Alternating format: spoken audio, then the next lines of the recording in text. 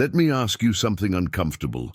What if your greatest masterpiece, your fortress, your legacy, your vision, was destined to fall? Not because it wasn't strong or wise or beautiful, but because even the brightest light in Middle-earth casts a shadow. You see, Nargothrond wasn't just another elven city in Tolkien's universe. It was the dream of a visionary, born from whispers of water gods and carved into the veins of Beleriand itself. A place where strategy met magic, strength met silence, and hope met its match. Most people don't talk about Nargothrond the way they do about Gondolin or Rivendell, but that's a mistake. Nargothrond was a blueprint for how to build something timeless and how to watch it crumble when ego and prophecy collide. What happened there wasn't just a story. It's a masterclass in leadership, resilience, and the dangerous line between protection and pride. This isn't a history lesson, it's a mirror, because what happened beneath those hills, every alliance forged, every hall built, every flaw ignored, still echoes in how we build our businesses, relationships, and identities. Today, and the real twist, the fall wasn't the end, it was the reveal. So if you think you already know Middle-earth, think again. We're about to go deeper, into the dream, into the jewel, into Nargothrond, even in the darkest corners of Middle-earth. When hope seemed like a whisper lost in the wind, there was always someone willing to stand up and build something that mattered. Finrod Felagund was that kind of soul. He wasn't just any elf, he was a visionary, sharp as a blade, but gentle as a river's current. He didn't wait for Morgoth's terror to reach his doorstep. Instead, he took the initiative and fortified. Minas Tirith, planting a seed of resistance before the storm ever hit. That's what leaders do. They prepare before the danger fully reveals itself. Imagine the courage it takes to build a stronghold when everything around you is trembling. Finrod wasn't surrounded by peace. He was facing a nightmare dressed in shadow. But rather than retreat or delay, he laid stone upon stone with purpose. That same mindset applies in our world too. Whether you're launching a business, starting a family, or facing inner battles, don't wait for the perfect moment. Start laying your foundations when everything screams not to. In many ways, this first fortress, standing on Tol Sirion, was more than just walls and towers. It was a message. A symbol that even in Beleriand's raw wildness, someone dared to resist the creeping dread of Morgoth. And here's the thing, people remember those who build in chaos, not just those who rule in calm. Finrod didn't just defend territory, he defended belief. Belief that there could still be something beautiful and brave, even when everything seemed lost. Tolkien paints this part of Finrod's story not just with lore, but with layered meaning. Minas Tirith wasn't the crown jewel, yet it mattered because it was the first step. Just like in life, the first brave action often isn't the most glamorous, but it sets everything else in motion. And notice, he didn't do it for fame. He did it because someone had to, because some burdens aren't assigned, they're chosen. And so, in the land of Beleriand, under skies heavy with doom, a prince of the Noldor carved out hope with stone and steel. But destiny isn't still. It moves, like rivers, like winds, like dreams, and that's where things get mystical. Because not long after his walls were raised, Finrod started dreaming. And those dreams weren't just idle thoughts. Now, here's where the story takes a strange turn, one that feels almost too poetic to be coincidence. After establishing his stronghold, Finrod didn't just rest on his laurels. No, something deeper started to stir. In the quiet hours of sleep, a voice came. Dreams, vivid, urgent, and not of this world. Both Finrod and his cousin Turgon began receiving visions sent by none other than Ulmo, the Lord of Waters. Now think about that. A literal god whispering. In your dreams, you'd be a fool to ignore it. Ulmo's message wasn't wrapped in riddles. It was clear as a bell. Danger was coming. Not the kind you could simply fight with swords and walls, the kind that needed foresight, secrecy, and preparation. So what did these elven lords do? They started searching for something that didn't even exist yet. Hidden sanctuaries, places so well concealed that Morgoth himself might miss them. It's like when you get that gut feeling telling you to move, change careers, start over, trust it. That's your inner Ulmo speaking. And this wasn't just a solo mission. Finrod shared his burden with others, spoke of what he saw, let the dreams guide his waking steps. Imagine that in real life, leaders who listen to intuition and share their vision instead of hoarding it. That's how movements begin. That's how cities rise. And in Middle-earth, those dreams sparked the birth of two of the most legendary elven realms, Gondolin and, of course, Nargothrond. But they didn't start as cities, they started as hunches, as holy whispers in the dark. Finrod wasn't led by ambition, he was led by purpose. There's a difference. Ambition climbs for glory, purpose digs for shelter. And this purpose? It pushed him to think beyond defense and into destiny. Because when Ulmo speaks, you don't just nod and go back to bed, you act. And it's that very action, the response to a divine warning, that sets the wheels turning towards something extraordinary, which brings us to the roots of that extraordinary thing. A hidden realm. A kingdom carved not in sunlight, but in secrecy. It wasn't born out of conquest, but of insight. And it would become one of the most magnificent sanctuaries in all of Middle-earth, Nargothrond. When you hear the name Nargothrond, you don't just think of stone and structure, you think of legacy. And it all started with a conversation.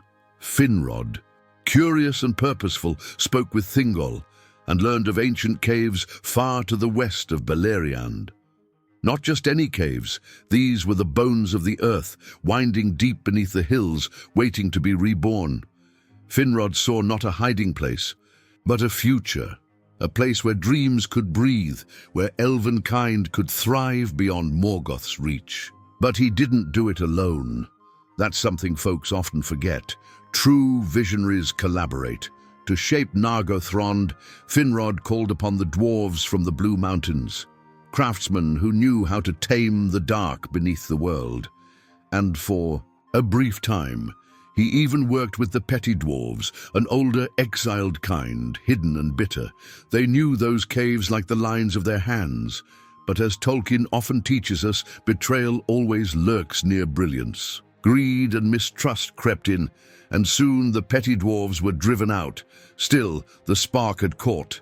The work continued. Day by day, torch by torch, a realm began to take form. Imagine the rhythm of hammers echoing through endless stone. The sea, flicker of firelight on freshly carved walls. This wasn't just construction, it was communion, a uniting of peoples, purpose, and patience. And it's a powerful reminder, anything great, whether it's a city, a brand, or a dream, takes layers. Conflict, progress, perseverance, especially when it rises from the underground.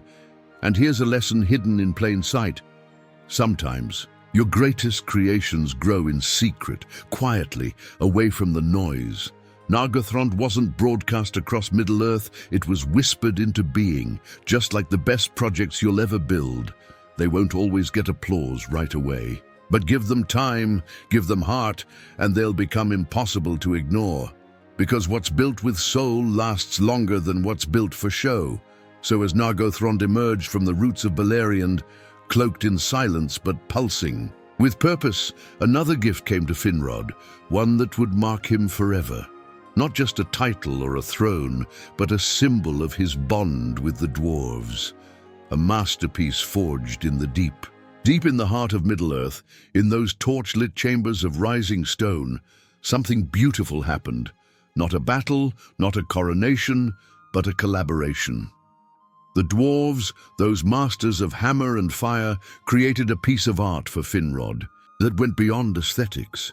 It was called the Noglamir, a necklace unlike any other, forged with their most intricate techniques and reverence for detail. This wasn't just a gift, it was recognition. a symbol of respect, and with it Finrod earned a new name, Felagund, Hewer of Caves. Now let's pause and appreciate what that really means. This wasn't a title handed down by lineage or sung. In elven halls, it came from the dwarves, creatures not easily impressed. And that speaks volumes. Finrod didn't just build a city, he earned loyalty. And how? By giving credit, sharing vision, and rewarding those who worked beside him. That's a powerful lesson. Whether you're leading a team or starting a brand, people follow generosity more than authority. He repaid their craftsmanship, not with arrogance, but with treasure, precious items he had brought from Tirion, the land of light. He didn't hoard what he had. He gave it freely to those who helped manifest his vision. This is the kind of leadership Tolkien champions, through Finrod, not dominant, but dignified. You don't need to shout to lead.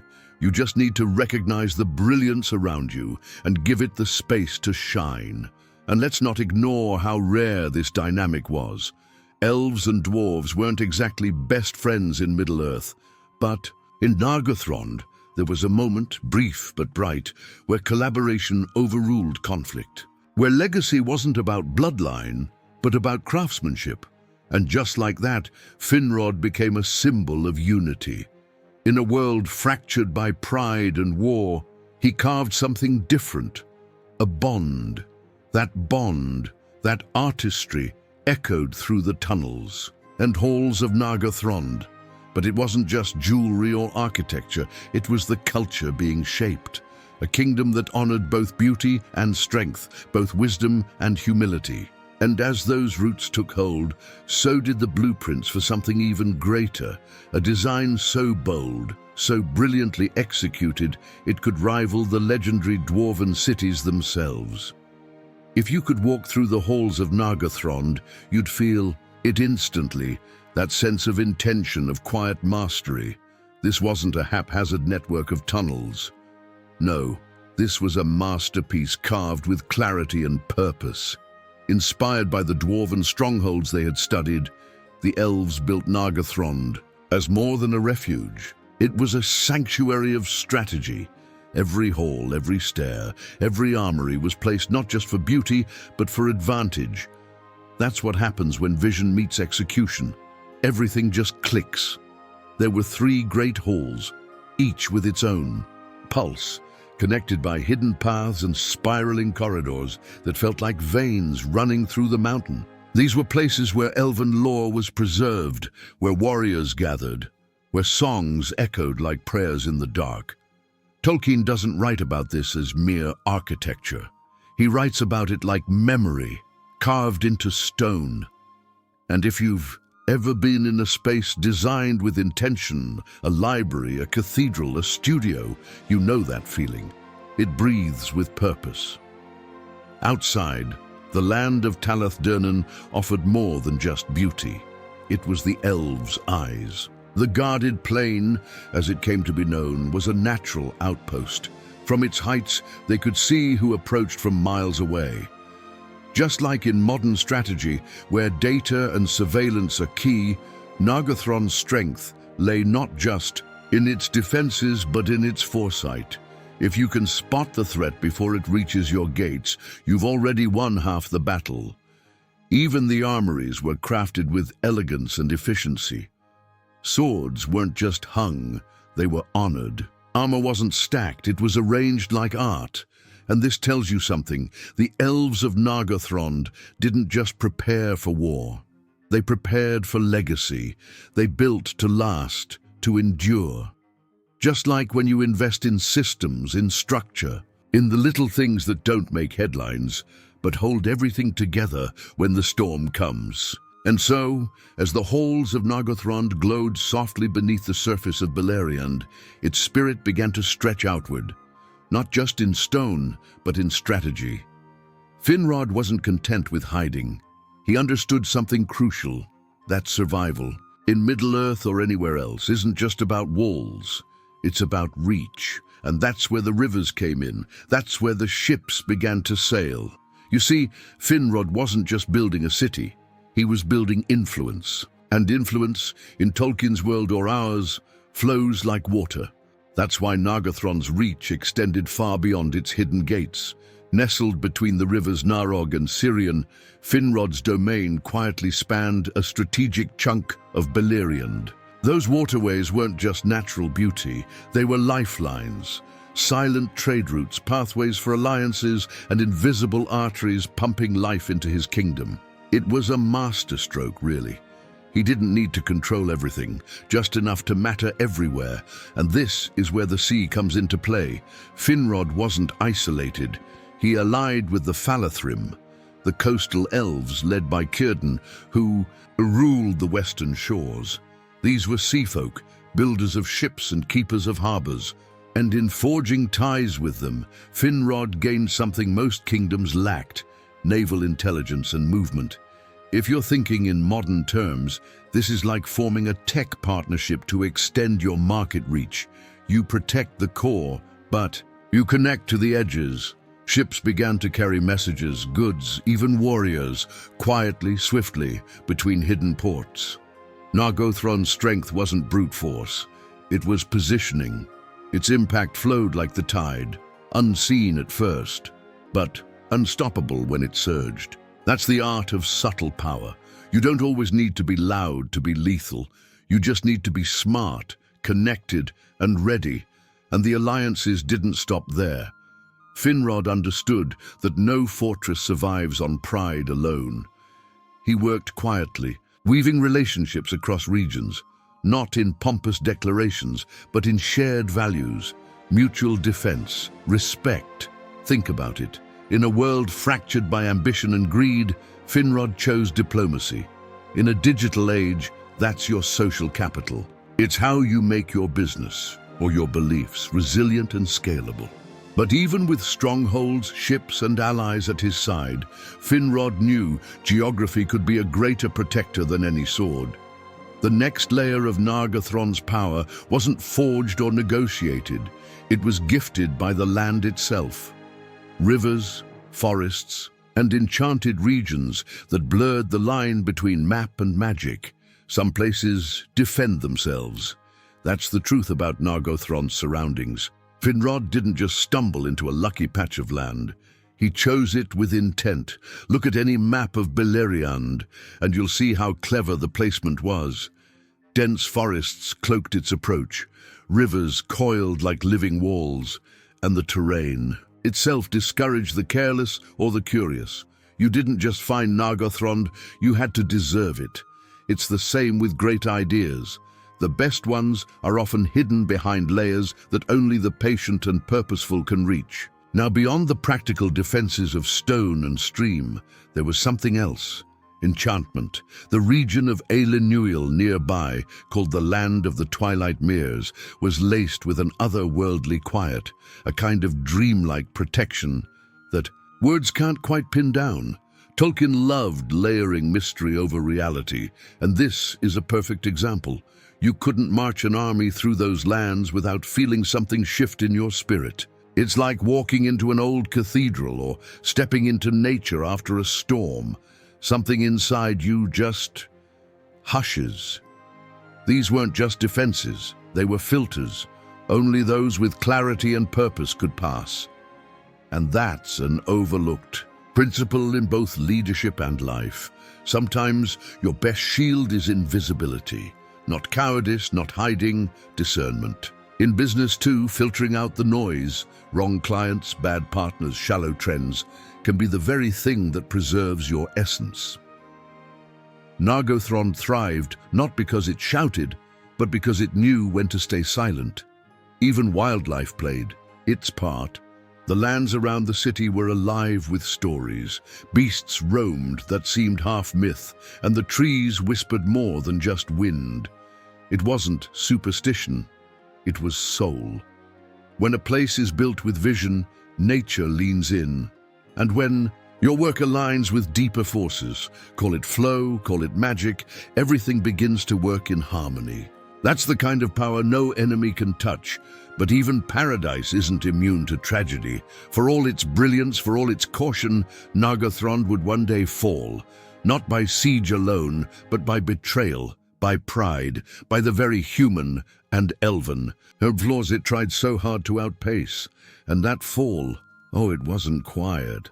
Now that you've journeyed through the rise, glory, and fall of Nargothrond, ask yourself this: what are you building right now? And is it like Finrod's masterpiece, rooted in vision, strategy, and deeper purpose? Or are you building something loud but hollow, exposed to the first storm that comes?